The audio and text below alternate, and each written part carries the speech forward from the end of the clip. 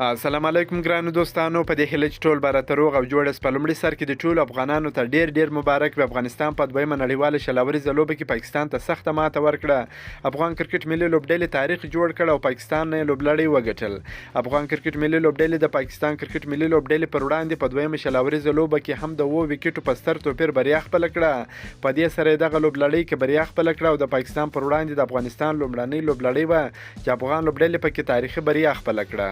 نن د افغانستان او پاکستان ترمنځ یو ډیره خوندوره په زړه پورې لوبه تر سره سول. په زلحق پارکي په لومړي سر کې ډیره خوندوره توپ اچونه تر سره کړل. لومړی اور میډن تر سره کړ، 2 مهمه وکټې تر لاسه کړلې چې ډیره غټي وکټې تر لاسه کړې. بیا وروسته نوین الحکم یو ډیره خوندوره وکټې تر لاسه کړل چې د افغانستان په بری کې ډیر مهم رول ولوبوي. پاکستان په پاور پلی کې 3 لوبغاړي د لاسه ورکړي و چې په پاکستاني لوبډلې باندې ډیر زیات پریشر و. افغانستان ته د ډیر مبارک وي. افغانستان یو ډیره خوندوره لوبه تر سره کړل، یو ډیره ښایسته ښکلې لوبه تر سره سول. په دې سره افغان لوبډله وتوانېدل چې په دویمه نړیواله شلاوریزه لوبه کې پاکستان ته ماته ورکړي. پاکستان د لوبې ټاس وګټي، په خپله د توپخانې پریکړه وکړه. په ټاکل سوي شلاورونو کې د 6 لوبغاړو په سوځېدو سره 130 منډې جوړې کړې. سیم ایوب او عبدالله شفیقي په لومړي اور کې د میدان څخه په زلحق پاروکي بهر کړل. محمد عارف 15 منډې جوړې کړې، طیب طاهر 14 منډې جوړې کړې. حماد وسیم به ډیره خوندوره بهترینه لوبه تر سره کړل. په 50 بالونو باندې 4 سوځېدلې منډې جوړې کړې. اعظم خان 1 منډه جوړه کړه او کپتان شاداب خان بیا په وروستۍ کې ډېر زبردست بهترینه توپ اچونه تر سره کړه. په 25 بالونو باندې 32 منډې جوړې کړې. افغان توپ اچونکو نن یو ځل بیا خپل وړتیا ښکاره کړه، ډېره خوندوره بهترینه توپ اچونه تر سره کړل. ځوان په زلحق پاروکي په 4 اورونو کې یو میډن تر سره کړ، 19 منډې ورکړې، 2 مهمې وکټې تر لاسه کړې چې لومړی اور میډن تر سره کړ. د عبدالله شفیقي او سیم ایوب وکټې تر لاسه کړې.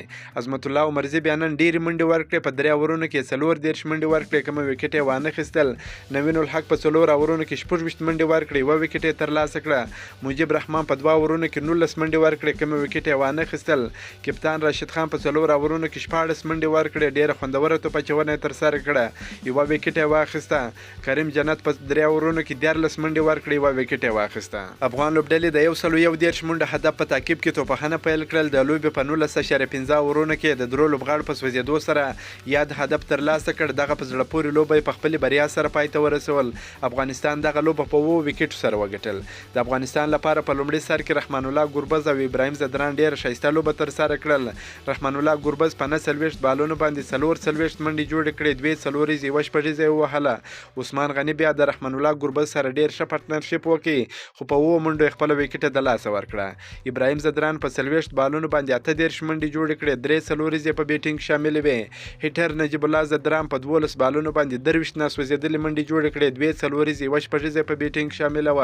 محمد نبی چې د لوبې ګټونکی لوبغاړی و، نبی او نجیب په 9 بالونو باندې 14 منډې جوړې کړې، 1 شپږیزه په بیټینګ شامل و چې نجیب او نبی ډېرې مهمې شپږیزې په مهم وخت کې ووهلې. د پاکستان لپاره زمان خان او احسان الله 1 وکټ تر لاسه کړل. تر ټولو ډېرې منډې بیا نسیم شاه ورکړې، په 4 اورونو کې ډېر ښه وټکوي، 19 منډې ورکړلې. افغانستان دغه لوبه په 2 وکټو سره وګټل. د سیریز درېیمه او وروستۍ لوبه سبا ماښام تر سره کیږي.